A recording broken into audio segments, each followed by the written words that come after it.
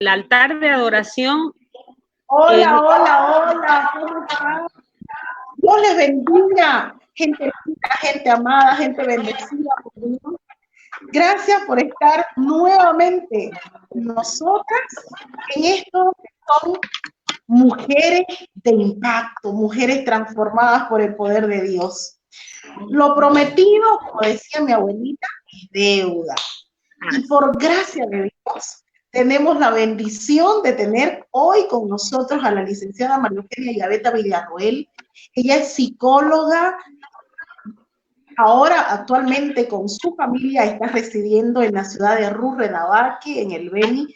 Todavía no tengo la bendición de conocer, pero todos estamos invitados para irnos a Rurre. Bienvenida.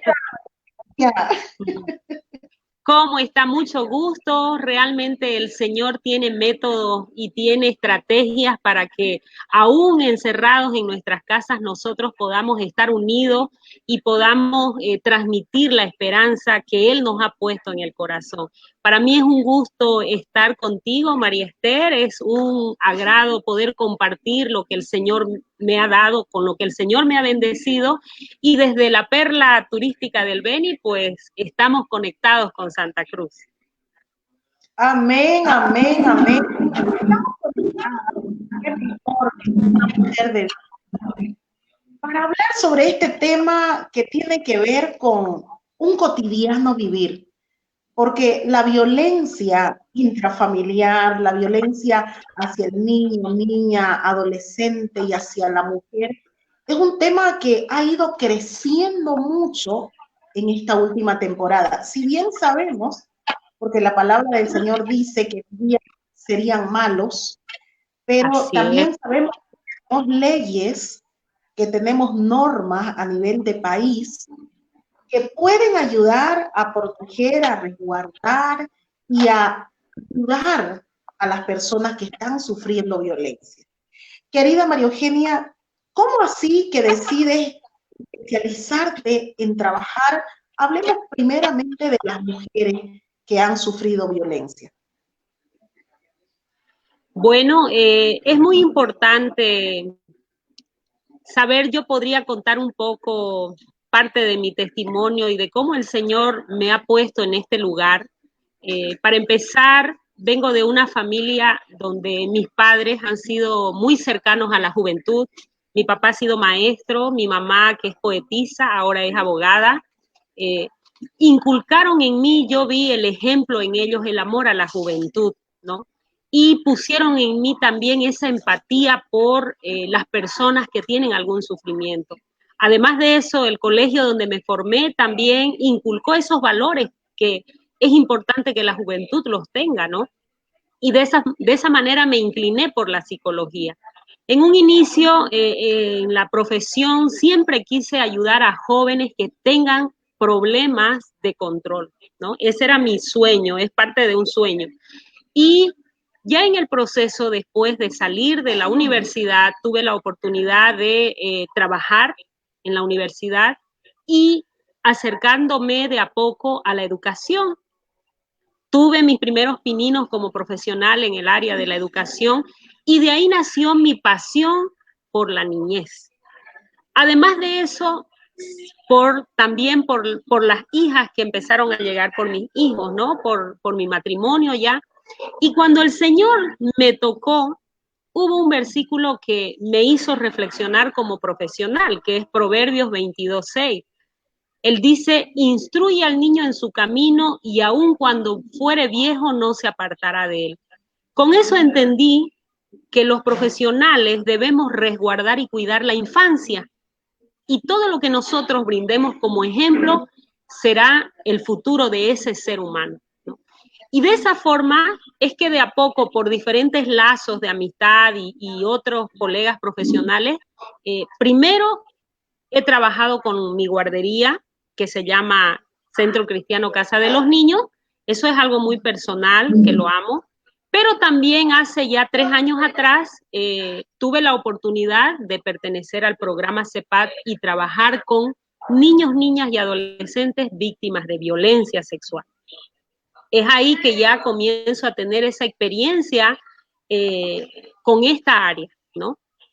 Entonces, ese es un poco un preámbulo de cómo llegué ahí, porque así tú me has preguntado cómo es que estoy trabajando con las personas. Entonces, si podemos ver, es parte de mi formación, es parte de la profesión, pero también es un llamado del Señor. Yo siempre le dije al Señor, llévame donde tú quieres que esté. En mi adolescencia y en mis oraciones que yo realizaba, ese siempre fue mi pedido, ¿no? Señor, llévame donde tú quieres que esté, donde tú necesites que yo haga algo. Y el Señor me ha puesto en la infancia y es ahora aquí que trabajo con estas dos áreas que son importantes, ¿no? La educación y la violencia sexual. Y querida María Eugenia, ¿cómo fue que llegaste a ocupar los cargos que tuviste? Y quiero que los mencioné porque de repente yo omito algunos de los cargos y de los trabajos que has tenido a nivel de gobernación, a nivel de alcaldía, a nivel de formación estudiantil. ¿Cómo fue que llegaste ahí? ¿Cómo fue que Dios te llevó hasta ahí? Bueno, son dos cosas que es para las mujeres jóvenes que son profesionales y que están siguiendo ahora la entrevista, son dos cosas importantes. Uno, preguntar siempre a Dios, ¿dónde quieres que yo esté? ¿Dónde necesitan de mi ayuda? Y otra, ser lanzada también. Yo en algún momento de mi carrera profesional envié solicitudes o presenté mi currículum a determinadas instituciones porque yo deseaba ser parte de ese lugar. Y de esa forma es que se empezaron a abrir puertas, ¿no? En la educación, también en el trabajo de la alcaldía, también en el trabajo de la gobernación. Y bueno, no podemos omitir también las amistades, personas que han conocido el trabajo que uno realiza y agradecer a Dios porque Él es Él el que nos da el trabajo. Y está escrito en la Biblia que el Señor es el que nos provee el trabajo. Ser agradecidos con lo que Dios nos dé. Y donde nos ponga, hacerlo como para el Señor, con amor, ¿no? Entonces, yo considero que el mismo Dios es el que va abriendo puertas en la profesión, va poniéndonos en virtud del esfuerzo que uno hace, ¿no? Y no hay que tener miedo, no hay que tener miedo donde uno vaya a empezar, siempre con sinceridad y poniendo a Dios primero, siempre. Bien. ¿Crees que el ser mamá te dio un nuevo enfoque para lo que es el ejercicio de la psicología? Sí, yo salí profesional el 2006, me casé el 2008 y tuve mis hijas desde el 2009, ¿no? Entonces, mi carrera profesional se inició con mis hijas. Y sí, la llegada de mis hijas cambió mucho porque me hizo, como decía en un inicio de la entrevista, me hizo considerar que la infancia es fundamental. No digo que ya una persona adulta sea difícil de incorporar nuevas estrategias para que la persona pueda cambiar algunas conductas, ¿no? Pero sí he entendido que la infancia es la parte más tierna, ¿no? Pero también, mi querida María Esther, el tener hijos me cuestionó en un momento determinado y yo misma decidí hacer un stop. Hacer un stop porque ¿quién más que una mamá para estar cerca de sus hijos en las edades más tempranas, ¿no? Yo actualmente todavía no tengo una maestría, tal vez una especialización, que es lo que anhelo hacerlo, y deseaba hacerlo, pero eso iba a implicar renunciar a un área muy importante, que es la familia, ¿no? Entonces, yo decidí hacer un stop, porque Dios me hizo entender que el primer ministerio y el primer trabajo que tengo es mi familia. No podía yo como psicóloga hablar de restablecer matrimonio o hablar sobre la educación de los hijos si yo no estoy en la casa. No es que esté en contra de que uno se profesionalice y pueda surgir, pero todo tiene un tiempo, ¿no? Y eso lo entendí. Entonces ahora veo a mis hijas crecer y entiendo que las cosas vienen a su tiempo, ¿no? Y estoy disfrutando mi matrimonio y mi familia. Qué hermoso, ¿verdad? Hicimos toda este preámbulo, esta presentación tuya, para que las personas que están conectadas, que no te conocen, puedan conocer un poquito más quién es la licenciada María Eugenia Yaveta Villarroel. Ahora que ya la mayoría te hemos conocido, adentrémonos en este tema que sé que es muy complicado, es muy complejo, pero también es apasionante para una hija de Dios que sabe que hay poder y autoridad en el nombre de Jesús para sanar, para restaurar y para liberar a las personas. Amén. ¿Puedes decirnos cuáles y cuántos son los tipos de violencia que una mujer puede sufrir? Porque muchas dicen, no, mi esposo no me maltrata, mis padres no me maltratan, porque no le golpean. Sin embargo, sabemos que hay varios tipos de violencia. Bueno, sí, primeramente, mi querida María Esther, quisiera aclarar un poco. Mi área laboral en sí, más que la violencia directa a la mujer, es la violencia sexual a los niños, niñas y adolescentes. Eso quiere decir que hay una ley, la ley 548, es la que protege a los menores de 18 años. El SLIM, que es la instancia superior, es la que abarca el trabajo con las mujeres o todo tipo de maltrato que es arriba de 18 años. Mi persona lo que hace con el programa CEPAD, con todo el equipo que tenemos, es trabajar con las víctimas de violencia sexual, pero que son menores de 18 años. Eso es, voy a ir un poco aclarando, ¿ya? Perfectísimo, está muy aclarado, pero necesito un poquito que hablemos primero sobre la mujer y luego nos vamos al trabajo específico con niños, niñas y adolescentes. Vamos a centrar. Entonces, primero vamos con las podemos, claro, hay que abordar porque habemos muchas mujeres escuchando, eso es muy importante saberlo.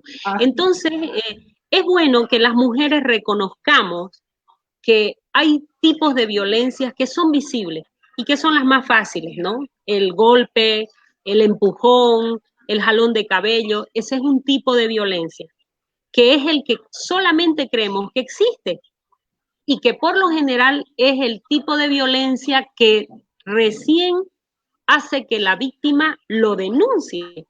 Pero previo a los golpes, ha tenido que haber un tiempo donde seguramente la víctima ha sufrido violencia psicológica, violencia emocional y violencia económica.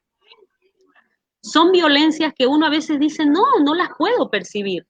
La violencia psicológica es aquella cuando el varón, o en todo caso a la inversa también, porque hay mujeres que agreden, quieren desmerecer el valor que tiene la mujer en el hogar, en el trabajo, ¿no? Con la familia.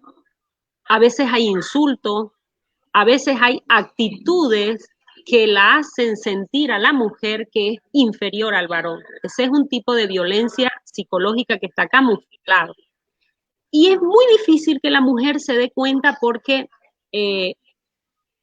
se siente culpable muchas veces. Cree que ella es parte de que ella tiene culpa para que el hombre haga esa actitud.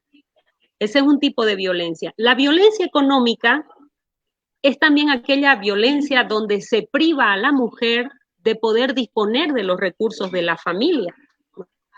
Muchas veces hay mujeres que no perciben un sueldo y que dependen completamente del marido. Entonces tienen que pedir, es como que mendigar la economía. Y en realidad, matrimonios que escuchan esta entrevista deben saber que el matrimonio es compartido. toda la economía que ingresa, el recurso es de ambos, no es ni mío ni tuyo. Por lo tanto, cuidado con ese tipo de violencia, ¿no? Y uno debe estar atento, ¿no? Entonces, esos son los tipos de violencias que comienzan a iniciarse en una relación y van generando que la mujer tenga una autoestima baja, ¿no? Y muchas veces al final termina en una violencia física, que es cuando ya uno tiene que ir a hacer la denuncia, ¿no? Así es. Y, querida María Eugenia, muchas mujeres y varones, por no de llegar a las autoridades, callan. Entonces creo, y ¿por qué fue que inicié de esta manera, con que hablemos de la violencia hacia la mujer? Porque es necesario que si tú que nos estás viendo eres una persona que sufre agresión, puedas buscar ayuda. No te quedes callada, porque Dios es un Dios que restaura, es un Dios que te va a ayudar a levantarte como mujer, a levantarte como varón, porque también hay varones que son agredidos, como bien María Eugenia lo aclaró ahora, y es necesario en este tiempo que Dios pueda restaurar aquello que fue dañado. Así que si tú fuiste dañada, si fuiste violentada, si tu varón ha sido violentado por tu esposa, corre a buscar ayuda. Pero busca una persona que, como María Eugenia, es temerosa de Dios, porque un psicólogo cualquiera te va a dar una terapia, pero una cosa muy diferente es darte una terapia avalada por la palabra de Dios, que es la que va a transformar tu vida por completo.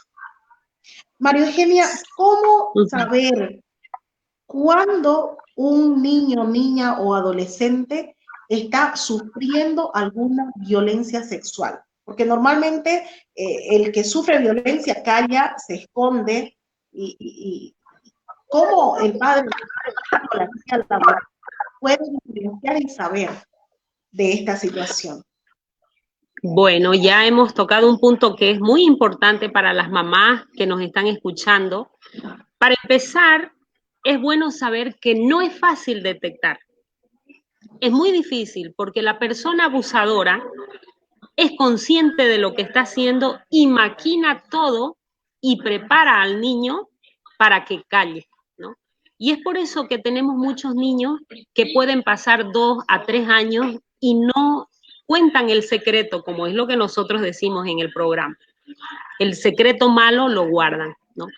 Pero es importante, ahora voy a dar algunos tips de cómo reconocer que nuestro hijo tal vez está siendo influenciado de una manera de agresión sexual, ¿no?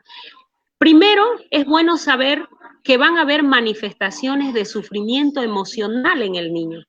Esas manifestaciones son, por ejemplo, llantos, por ejemplo, dejar de comer, por ejemplo, sufrir de enuresis. Si el niño ya controlaba la caquita y el orín, de un rato para otro comienza a orinarse en la cama, tener terrores nocturnos en las noches, no dormir bien, tener pesadillas, tener temores que no son fundamentados. También otra manifestación es, de repente el niño se retrae, ¿no? Era un niño activo, comunicativo, y de repente se retrae. Entonces, ese es una señal. Las manifestaciones de sufrimiento emocional, nerviosismo, niños que son impacientes, que se comen las uñas, niños que, como nosotros ahora utilizamos mucho esa palabra en la sociedad, son hiperactivos, pero en realidad son inquietos, están manifestando que emocionalmente les está pasando algo, ¿no? Y yo como mamá debo estar alerta, indagar un poco más. Después, cambios conductuales repentinos es otra señal. De repente mi hijo, que tenía una alimentación normal, comienza a no comer, ¿no? De repente mi hijo, que era un niño que iba a la escuela y tenía buenas notas, cambia en sus notas, tiene bajones, ¿no? Y yo digo, ¿pero qué está pasando? Si yo le ayudo, él está acá. o comienza a tener problemas con los maestros, con sus compañeros. Son cambios en la conducta de nuestros hijos que no son usuales, ¿no? Entonces, son cambios radicales o repentinos. Ahí vamos ya a dos formas de detectar. La tercera forma son los juegos y el vocabulario sexualizado. Es bueno saber que los niños tienen un desarrollo psicosexual y que en ese proceso hay momentos en los que descubren sensaciones, ¿no? Y comienzan a preguntarse por la sexualidad, por su cuerpo, y he ahí los papás para poder orientarlos. Pero de repente comenzamos a ver que nuestros hijos tienen juegos sexualizados con sus pares, ¿no? Con sus compañeros, o comienzan a tener vocabularios inusuales, ¿no? Que están referidos a la sexualidad y que no es acorde a su edad. Entonces, eso nos tiene que hacer una alerta. Tenemos que estar alerta. También, ya cuando vamos entrando a la adolescencia, vemos en las niñas preadolescentes conductas seductoras, ¿no? Vestimentas seductoras que comienzan a acercarse a más varones. Entonces nosotros, las mamás, debemos estar alertas. Por eso, en este tiempo donde vemos que no estoy en contra de los ritmos musicales, pero un ejemplo muy claro es el reggaetón. Incita a los jóvenes a tener iniciación en la sexualidad a temprana edad, a considerar que su cuerpo es normal, que uno pueda tener sensaciones. Entonces, yo, si tengo mi hija que la estoy guiando en su sexualidad y veo conductas seductoras a muy temprana edad, es una alerta. Debo estar atenta. Y la cuarta señal, que es la más notoria, es la señal física. Eso ya nos hace notar de que el niño o el adolescente ha sufrido una violación. En cambio, las otras tres que he nombrado, puede que no haya violación, solamente hayan sido conductas de un abusador, pero que no ha llegado a una violación sexual. En cambio, ya la señal física como escozor en los genitales, dolor al orinar, picazón, sangrado en algunas pequeñas, ya esos son alarmas que son más complicadas y que sí o sí los papás debemos tomarlas en cuenta. Es bueno saber, mamá y papá, que no por una simple conducta tú vayas a pensar que has sufrido un abuso, no. Es bueno que tú siempre busques una orientación. No tengas temor de acercarte a un profesional o a alguna persona que tenga un criterio formado y contarle lo que has visto en tu hijo o en tu hija. Ahí recibirás la adecuada orientación. Pero si tú callas, nadie va a poder ayudarte, ¿no? Entonces es bueno que los papás estén informados. María, entre las personas que tenemos conectadas ahora, tenemos algunas maestras de preadolescentes de la iglesia, que obviamente en primera instancia, aparte del niño estar en el colegio y con los padres, llega a la maestra de escuela dominical y en este caso de un ministerio de preadolescentes. Obviamente en su función ella también tiene que dar consejería y mirar estas conductas de las cuales tú has hablado.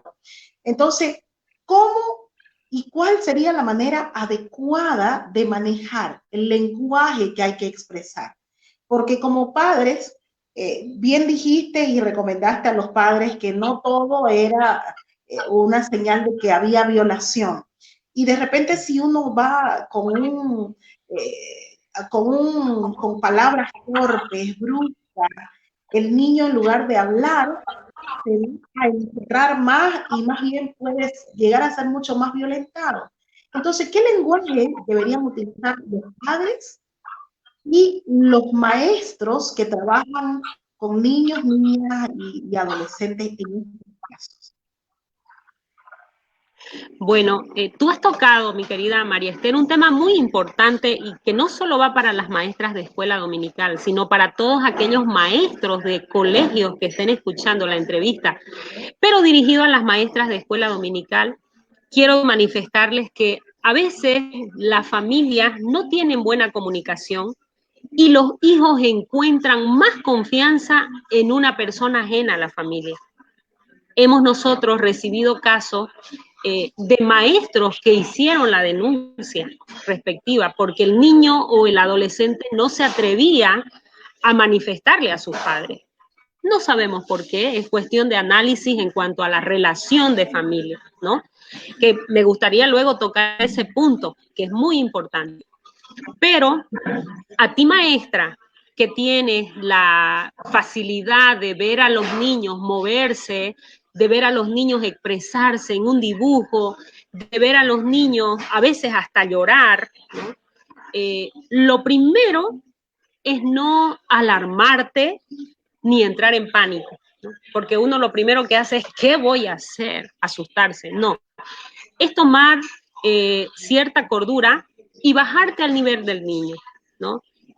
Ofrecerle afecto en una primera instancia, ofrecerle la escucha activa, dejar que el niño cuente y orientarle para que en una primera instancia puedan compartir con los padres, no saltar esa instancia de los papás. Si usted puede tener el acceso de hablar a los papás y decir lo que ha encontrado, hay que hacerlo, ¿no? ¿Por qué? Porque mientras más hagamos una red de apoyo para el niño, para el adolescente, él se va a sentir más apoyado.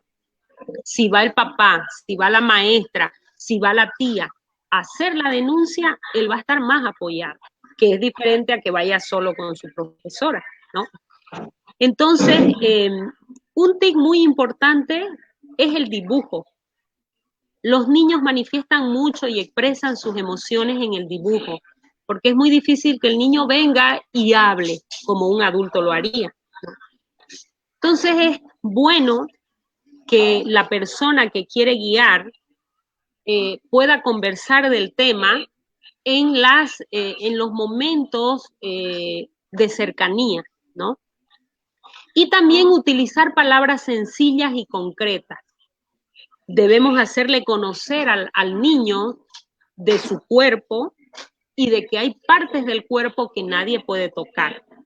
Entonces, cuando nosotros hacemos entender al niño que hay conductas que pueden estar haciendo con su cuerpo, eso va a hacerles entender que hay partes que nadie puede tocar. Y ahí el niño puede decir, ¡ah! Entonces lo que me pasó o lo que me hicieron estaba mal, y empezar a contar, ¿no? También es bueno mencionarles de los secretos, que hay secretos buenos que nos hacen sentir bien, que podemos guardarlos, pero que nos hacen estar en un estado de alegría, ¿no? Como por ejemplo un regalo de escondida. Pero, sin embargo, guardar un secreto malo implica que me genera culpa, me genera vergüenza, me genera tristeza. Entonces yo me siento con el niño o el adolescente que quiero aconsejar y primero le oriento sobre su cuerpo, sobre caricias buenas, caricias malas. Posteriormente, sobre secretos buenos, secretos malos. Y ténganlo por seguro que el niño, al comenzar a escuchar que existe una diferencia en esto, va a manifestar de que lo que ha vivido estaba mal y va a querer contar, ¿no? Es algo que sucede. No sé si he respondido a la pregunta. Claro que sí, claro que la respondiste. Me quedo con algo que dijiste al principio y que es el versículo que marcó tu vida profesional. Instruye al niño en su camino y aun cuando fuere viejo, no se apartará de él. Así que instruyamos a nuestros niños, eduquémosles de la manera adecuada a la luz de la palabra del Señor. Y padres y madres que nos están siguiendo en este momento, el consejo, obviamente, que nunca está de más. Oren por sus hijos. Oren por sus hijos, por sus hijas, para que Dios les guarde y para que también nos dé la sabiduría para poderlos direccionar a ellos. María Eugenia, aparte de todo este trabajo que desarrollas, también te has especializado en lo que es la discapacidad con el lenguaje en los niños.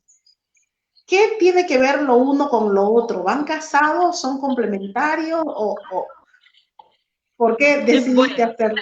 sí.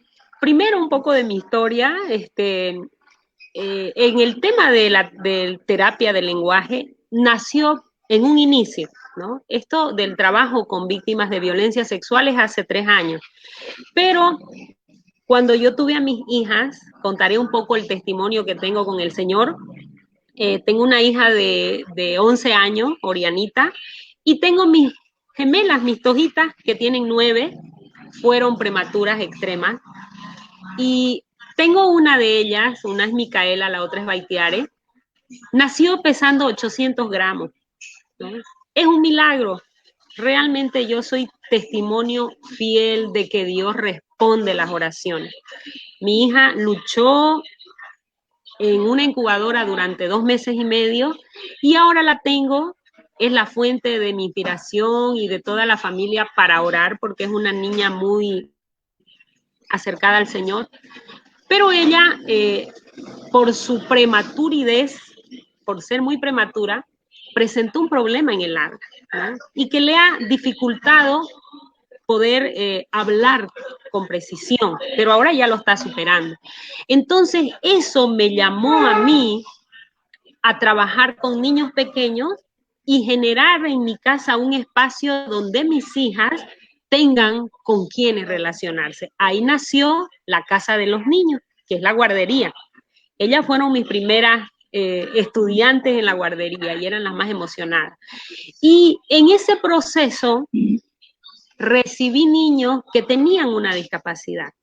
Tenía temor porque no sabía cómo manejarlo, pero gracias a la familia de uno de mis niños que amo mucho, que es un niño que tiene problemas de parálisis, ellos estuvieron dispuestos a traerlos al centro, a la guardería. Entonces lo que comencé a tener fue una experiencia de fusionar niños regularmente saludables con sus cuerpos normales y niños que presenten alguna discapacidad. Y me gustó ver el efecto que generó en los niños regulares. Empezaron ellos a presentar amor hacia los niños con discapacidad y yo vi nacer en ellos una conducta maternal de protección. Ahí entendí lo que muchos profesionales indican, que la discapacidad la tenemos aquí, ¿no? Los niños no miran la discapacidad, los niños nos ven igual. Ya somos los adultos los que decimos este es diferente, este es así, este es asá, ¿no?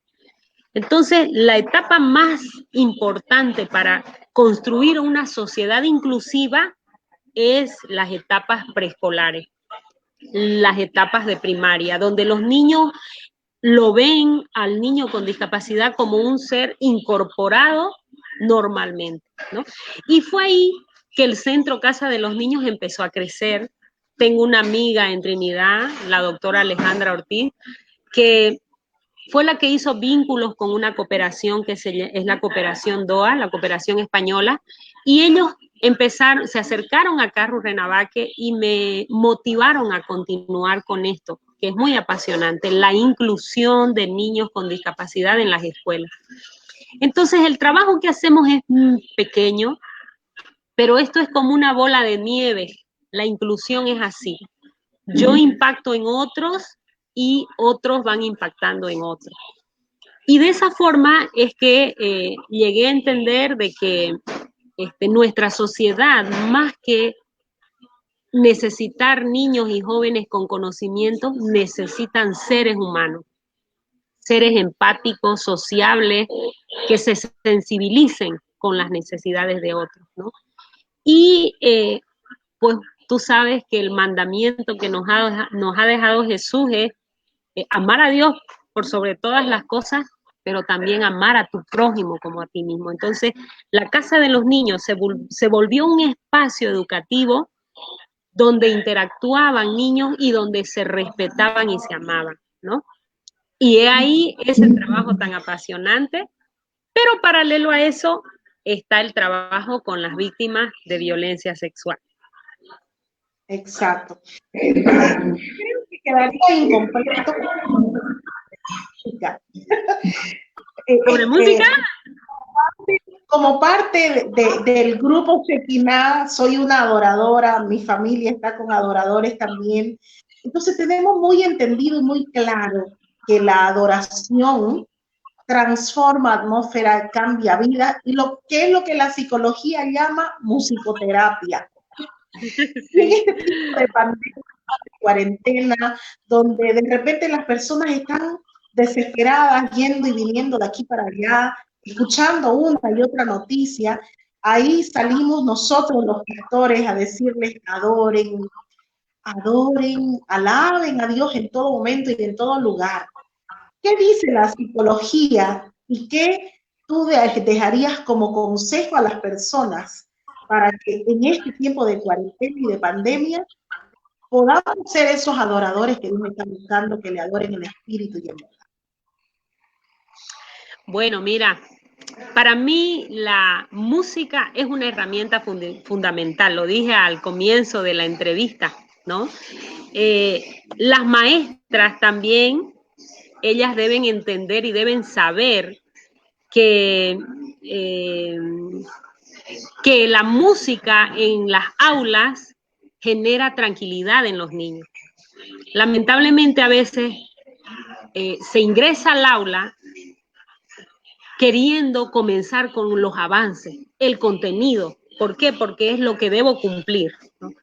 Pero si nosotros hacemos que los niños canten, los vamos a tener en un estado de tranquilidad mejor al de decir silencio o todos callados, ¿no?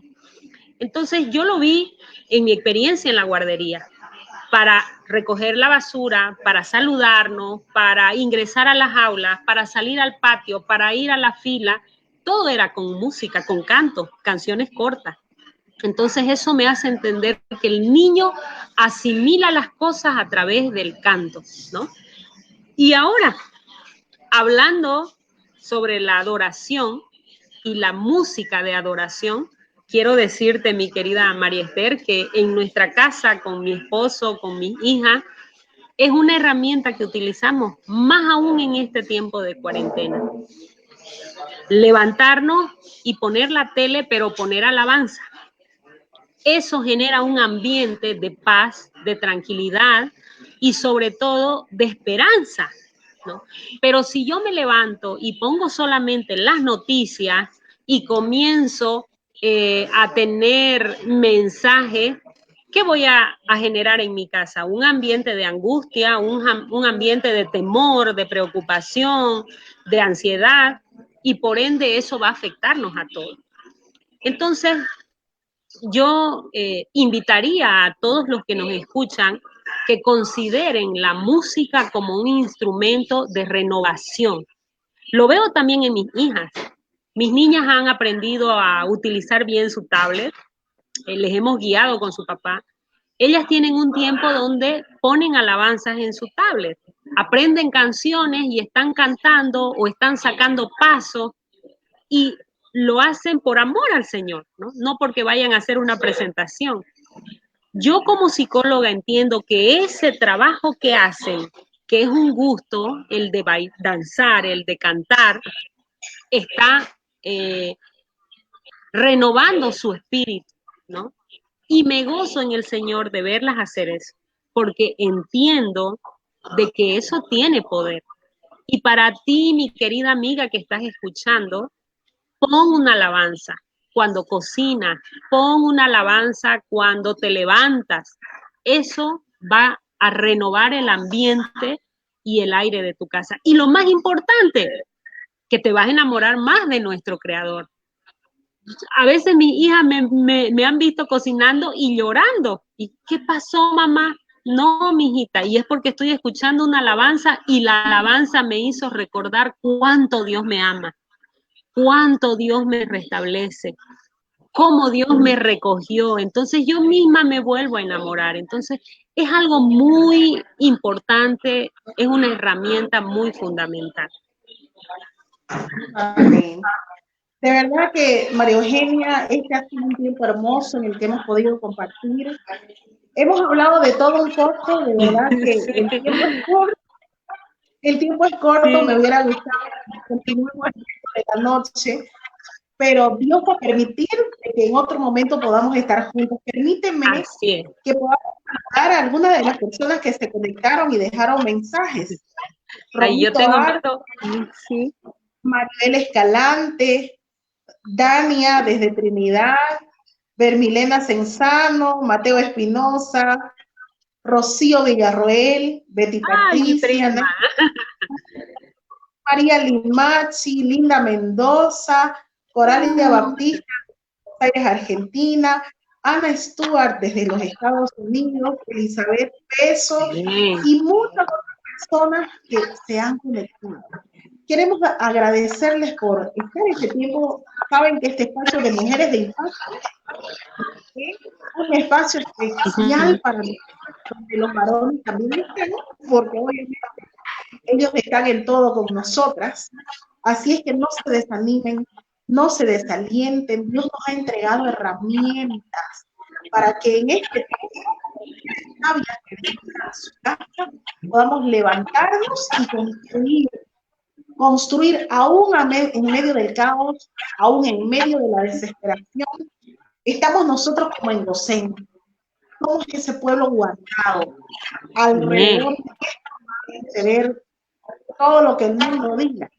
Pero mientras nosotros nos mantengamos tomados de la mano de Dios, vamos a estar en Él. Así que no nos cansemos de amar al prójimo, no nos cansemos de dar lo mejor de nosotros, pero sobre todo no nos cansemos de buscar la presencia de Dios, que es el único que nos va a mantener seguros, guardados, alejados de toda violencia, de toda banalidad, de toda carnalidad y de todo lo que nos pueda alejar de su presencia. Querida María Eugenia, te voy a dar el tiempo para que puedas también despedirte y gracias nuevamente por haberte dado un tiempo y estar con nosotros aquí.